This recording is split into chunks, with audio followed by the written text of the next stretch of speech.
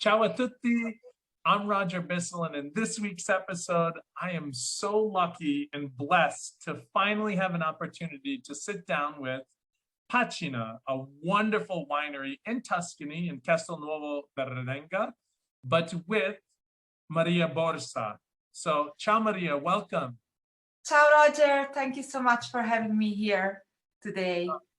The pleasure's all mine. So Maria, is part of the family in Tuscany, and let's just get right into it today. Let's talk a little bit about Pācina and tell us a little bit about, the history of the family and your winery, if you could.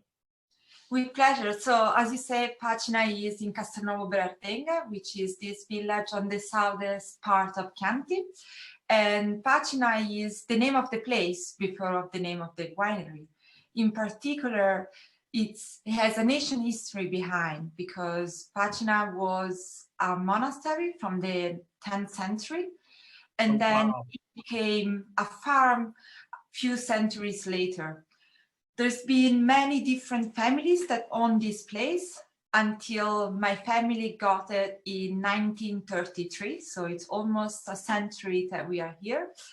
And when my family got the place, it was just, a countryside estate. The family was living in Siena, which is just 20 kilometers east from here. And here there were, it was the countryside estate where they were producing many different products for the people that were living in this place, but also for the family. What types of products? I apologize to interject. No, absolutely. So the property counts 60 hectares. And at the time, it was completely self-sufficient. This means that we're producing from wine to grains to vegetables. There were animals. Leather? No leather. There were pigs. Farro, yes, there was farro spelt, which we are still producing, by the way. So you had to think that in Italy, until the 60s, in particular in Tuscany, there was a system called mezzadria. Mezzadria was a way of keeping the land for the owner, and it was a system of farmers that were working. Each farmer would have a little piece of land, and in that little piece of land would produce all the things that need to live in a way. In English, the similar word for like sharecroppers. Yes. What they did is they received their land, but they needed to produce everything they needed on their land, and in return they could work the land and live on the land. Exactly. It was a very similar system, which it's very interesting on a farming level, because every farm was full of biodiversity and full of different produce we're making in one little piece of land. So that's some kind of inspiration there for a more sustainable and ecological farming. On the history side, it was not so good. So after the Second World War, it was a system that went out of place, because, of course, for the living conditions and all the health and insurance and etc. And so after the Second World War, what happened is that this system stopped. And the family, in particular, my great-grandmother, started to take care of the farm. What she did is that she kept this biodiversity. So the farm was still producing olive oil, was still producing wine, was still having fields to produce grains or legumes, different things. They had a little garden to produce and grow vegetables. So there was still this idea, of a countryside estate that was producing many things for the family, without really a business idea behind it. But she did something very smart, my great-grandmother, because she decided to enter in the appellation of Chianti Senesi. So in this part, Castelnuovo Berardenga is I think the only village of the Chianti area that is completely divided in two. It's half the area of Chianti Classico and half in the area of Chianti Senesi. And Pcina is right at the border. So the border of Pcina is this little river, which is La Malena, called La Malena. And La Malena is the border, the traditional border between Chianti Classico and Chianti Senesi. So on one hand, right at the border, we are there. And so when the Chianti Senesi Consortio, the OCG, was born and founded, she immediately decided to enter with the winery and with the business. And so Pcina started a slow process of becoming from a family estate to a more, a winery, something that we're producing things not just for the family, but also for people and, to sell. The big, let's say the second most important step that happened in my family history and this place was at the end of the 60s when my grandparents decided to move permanently here in Pcina. And so it became a home, not anymore a countryside estate. It became the everyday life. This decision came from my grandparents because they were both, my grandmother was a biologist, my grandfather was a chemical physician. They were both studying ecological studies and the concept of sustainable development. The first meetings of the green movement happened here in Pcina. So they were very thinking out of the box for the time. And when was that at this time? That was the beginning of, that was the end of the 60s, beginning of the 70s. Okay, all right. So both of them are the founders of, of the sustainable movement in Italy. And these were my grandparents, Lucia, Carli, and Enzo Tiezzi, yes. Okay.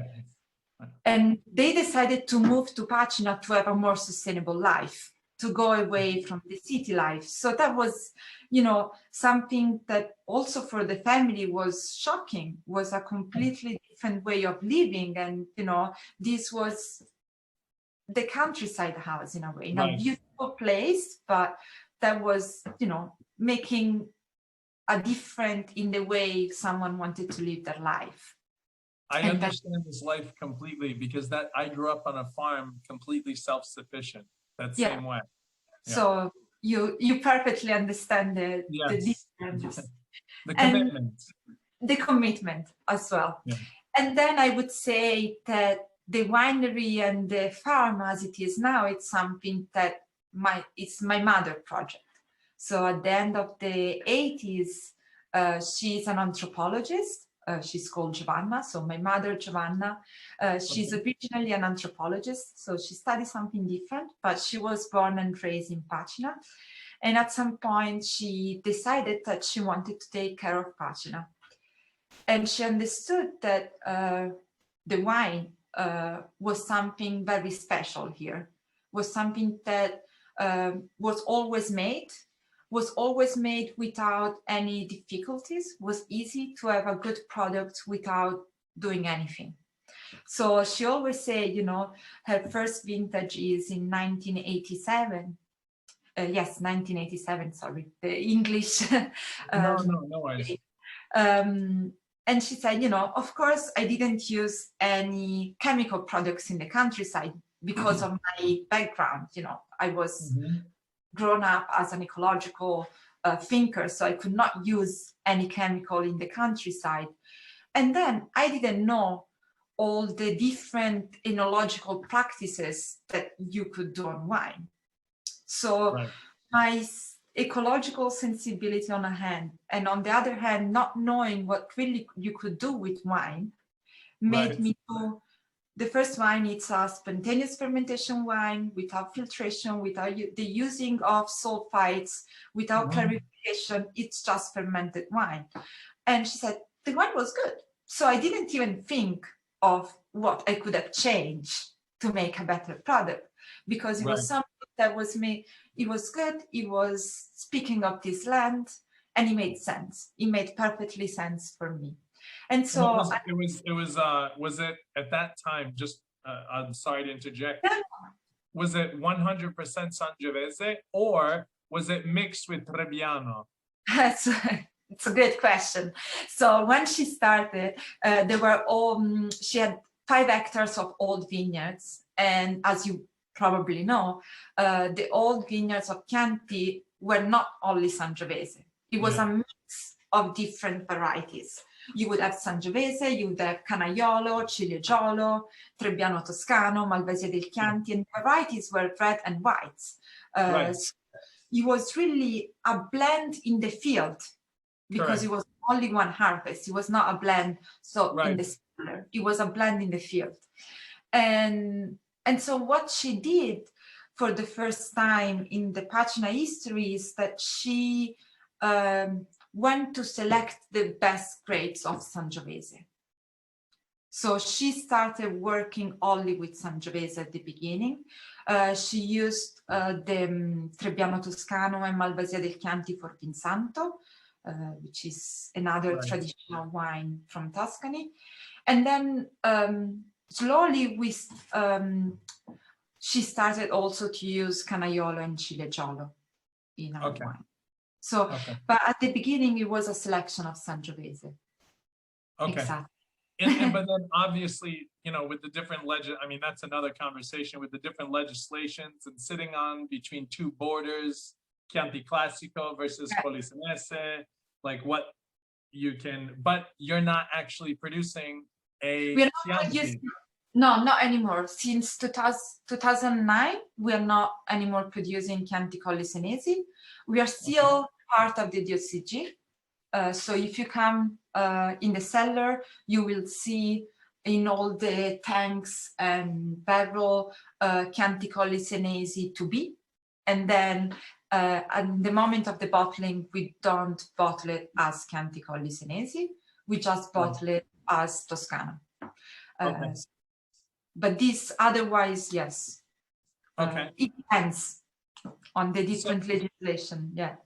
So, I mean, all of that. So it sounds like your mom, as a result of her upbringing, you know, the way she was raised, was really a driving force behind this whole project now today. Yes. She is absolutely, absolutely. And then she met Giovanna. Yeah. Okay. But and then never Gianna for short. No, we use Joe. I don't know why. It depends. It depends also where you are in Italy. You know, they might use I have other friends in Tuscany, like Giovanna, and her name is Gianna for short. I'm like, okay. Gianna. Yeah, it depends. It's true. It's not a mistake. We don't use it with her. I don't know why, but you could use it. and then she met my dad at the beginning of the 90s. My dad is from Milan originally, and he studied agronomy. And he studied agronomy because he wanted to live in the countryside. So he wanted to study something to escape the city in this way. And they met. And so slowly he became part of the Pācina project. And it's very interesting to see the 2 of them working, because you can tell that my mother, she grew up here. She's really, in a way, the instinctive part of Pācina. And my dad, on the other side, is much more methodological and, you know, but now it's very much, you know, for me, Pācina is the 2 of them. I grew up here. I was born here, but I you know, I could tell that my dad has been always here as well. So side note, could you tell he's always been there? So when it comes to him pronouncing the C and saying ciao haro, would he say ciao haro or ciao caro? No, this is very funny. So if you talk to the people from here, they joke that he has an accent from the north. But if you talk to his friends from the north, they say that he talks like a Tuscan person.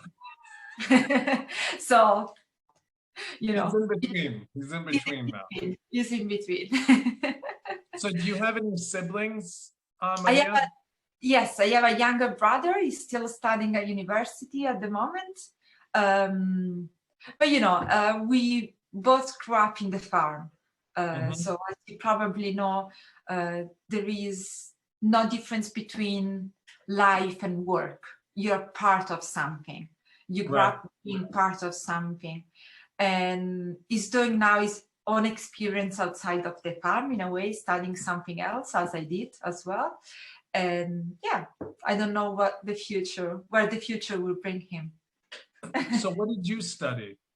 I study international relations, political science. So I did something completely different. Right after high school, I said, I want to leave. I want to go away. So I moved to the Netherlands to study political science.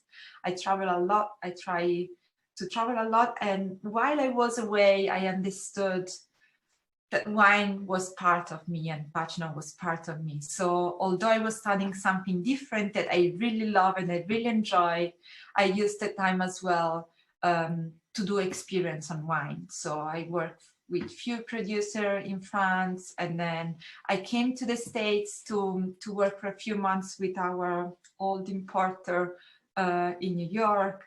And so I did different experiences and that was fun. And now I'm back. And now you're back. How long did you live in Orlando? For 3 years. 3 years? I was, yeah, I did my bachelor there. Okay. And then how long have you been back then in Castelnuovo? So now it's almost 2 years that I'm back. I was away almost for 8 years, and now I'm back for almost 2 years. And I'm very happy. At some point, it was very clear for me that I had to be back.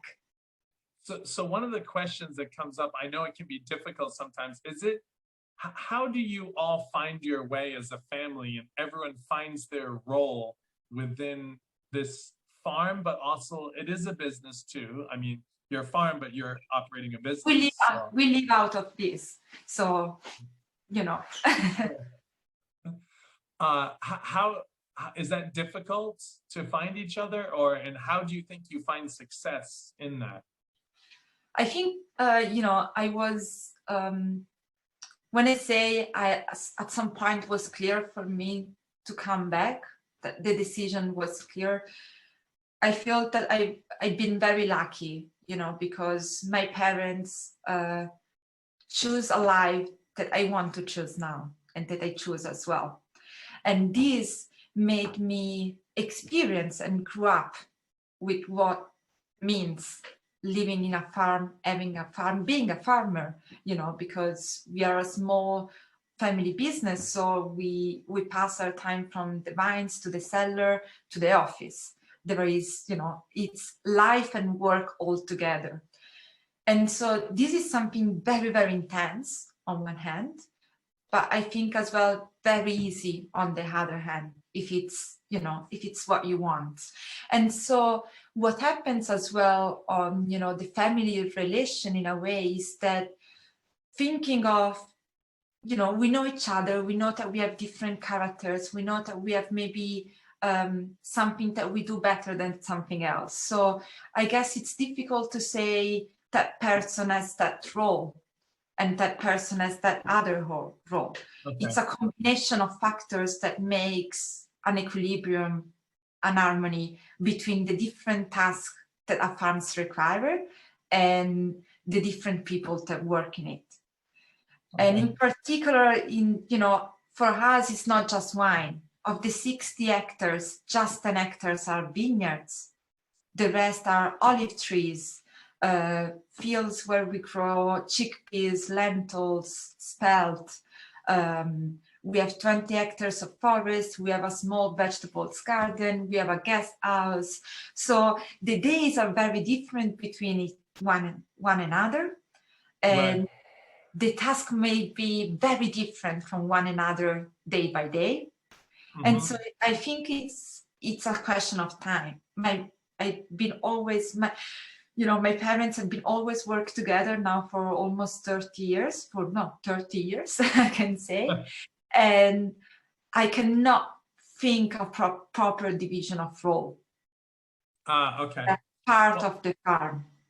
Of course, maybe I know that my dad is more inclined to work in the cellar than my mother. But the core decision, the core moving and going forward of the farm, it's a combination of all of us. So on the back of your, I haven't looked, are you certified as bio or green or buds? I mean, I don't know. Is there? Yeah, yeah. We have the certification of organic agriculture, the European certification, because you know in the United States the certification is different. It has different parameters, but there are none. There are none. It's confusing. Like there's really no. It is very confusing. Also in Europe, if you go and read the legislation, it can be very confusing. Yeah. My parents have been always certified organic. The winery has been always certified organic. It's something, you know, we know on one hand that can be very shady, that can tell everything and nothing at the same time, a certification. But it tells something, you know, at the final consumer, it still says something about the way we work. And so we, you know, we are certified organic. We are not biodynamic, or we, you know, now there are many certification. Biodynamic, Demeter, all these others. Yeah. So biodynamic agriculture is a completely different practice. It's something that we don't do here. But then, you know, now there is vegan certification or other things, but we're just organic. So do you, I was wondering, do you make honey there? Do you have any beehives?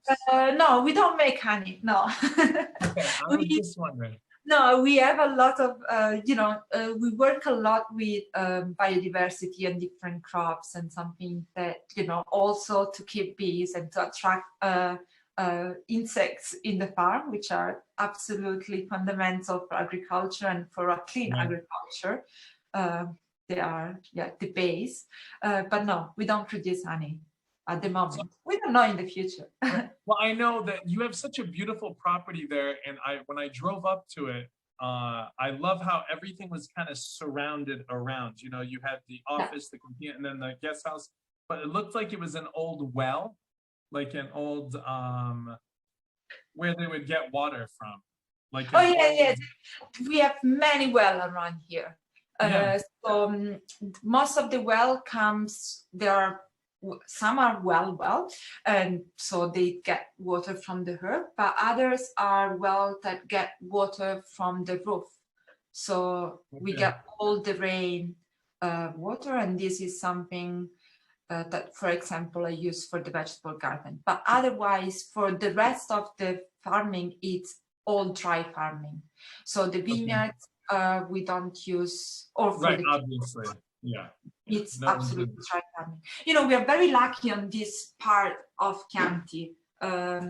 You drove here, so you've seen it. These hills are very, very open.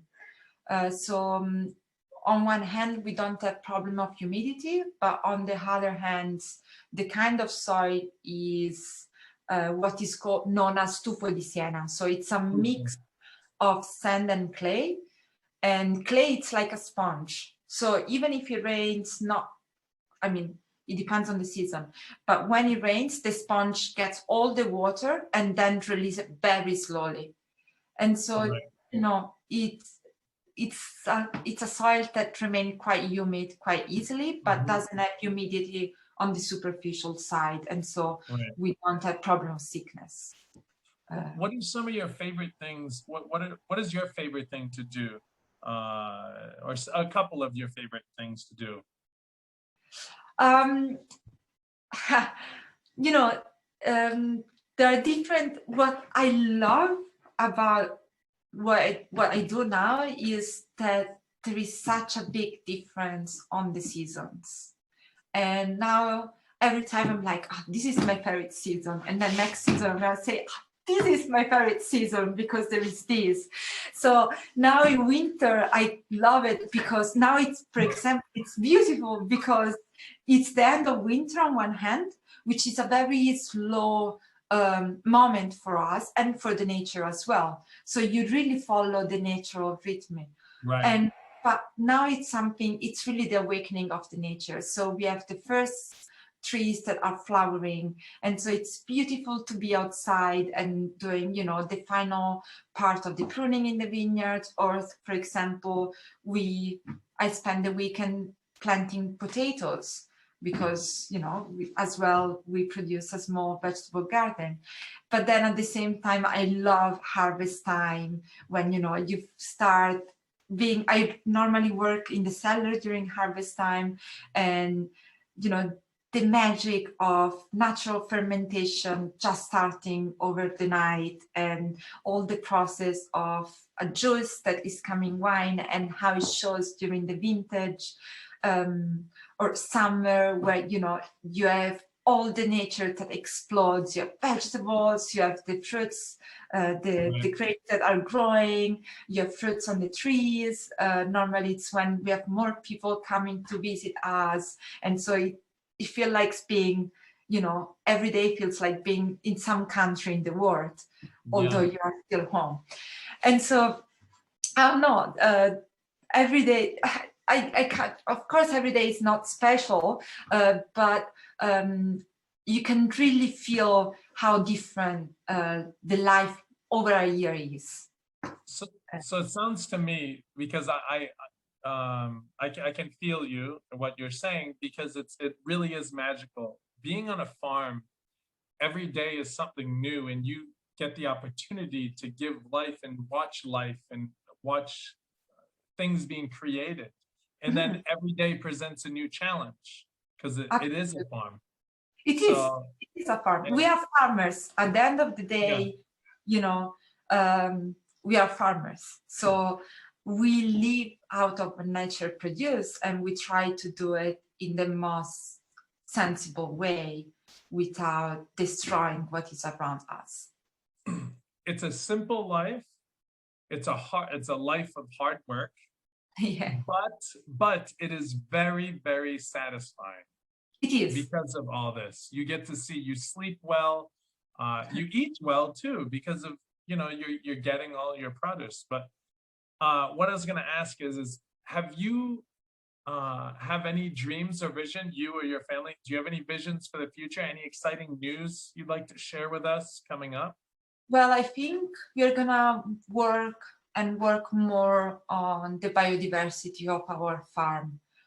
So, you know, already it's like, you know, Pcina is one, it's in one piece. It's not that we have one piece of land on one. Yeah, you don't have parcels everywhere. You're all contained, so you can build your own biological corridors. Exactly.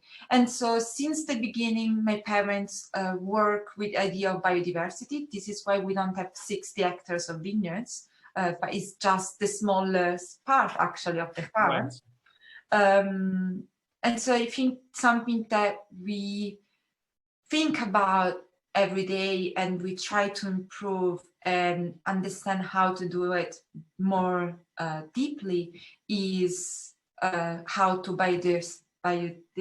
how to increase biodiversity in our land, and in every level, from one field to the whole unit.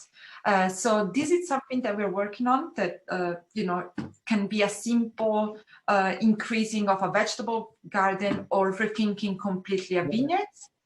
And then, so this is something that absolutely keeps us going.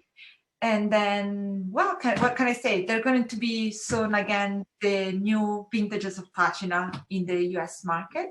Well, so I look forward to tasting those with you, and we'll do that later. So when this goes live, by the time everyone's listening to the podcast, you'll also be able to access the videos to understand a little bit more about their wines. Last question before I let you go, and I want to thank you so much for your time today. Quick question. Do you or your family, do you get together and talk with other wineries or Vignaolo, like Stefano Amarighi over in Cortona? Or this is something that is very important. You know, we are all, in particular when you are small businesses or small farm, it's important to share experiences. And And so it's always nice to be in conversation with people that are around us or that are even farther, on the other side of Italy. Or on the other side of the world, it's always exciting to share ideas, to share opinions, and to have, an open mind on what is happening. So yes, this is something that we do, and we love to do it because it's something that, we actually like it. Well, and then finally, this, I promise, this is the last one. Stefano is a friend, by the way. Stefano Amerighi is a friend of us. So okay, yeah, they're very close by. So no, it's a friend. I thought so because he shares. He's on another level. Yeah. He's very dialed into this biodynamic diversity, and he's a good friend too. I love him. So it's your last day. We'll finish with this. It's your last day on Earth. Not really, but pretend that it's your last day. I hope so. If it is your last day on Earth, this is a 4-part question. Where do you want to be? Who are you with? What are you eating? And what are you drinking? You can drink whatever you want, eat whatever you want, be with whoever you want to be, wherever you want. Where are you? So I don't want to be boring with this, but I think I would like to be in Pācina. Okay. Eating our products, the vegetables that we grow, the grains and seeds that we grow, being with the people that I love the most, so my family and my friends, and possibly listening to music and maybe dancing as well, and drinking Pācina. Okay. Well, this is a good answer. It tells me that it's really important to you. So good answer. You could have said I was drinking Borgogna or Barolo or Champagne. But it's the taste that I grew up with. I don't have any wine education. I always say I grew up in the wine world. Definitely it's my life now, but I don't have a technical education. I guess, my palate is the fruit of my experiences, and definitely the first wine that I taste is Pcina. So but you know it well, and you love it, and I love that you were honest. Thank you. Grazie. Grazie. Anything else you'd like to share? We'll share with our followers how they can stay in touch with what's going on at your farm, and how they can go and stay in some of those rooms or anything else. But is there anything else you'd like to share? Well, I hope to welcome as many people as possible that you guys are listening to me here in Pcina, and to see what we are doing. I think it's the best way is, and to meet maybe in the States as well. I love traveling, so I hope to come there soon as well, when it will be possible. Well, I can't wait to see you. Alla prossima. Alla prossima. Ci vediamo in Toscana. So. Sì, ti aspettiamo. Grazie, Roger. Grazie a te. Ciao. Thank you so much.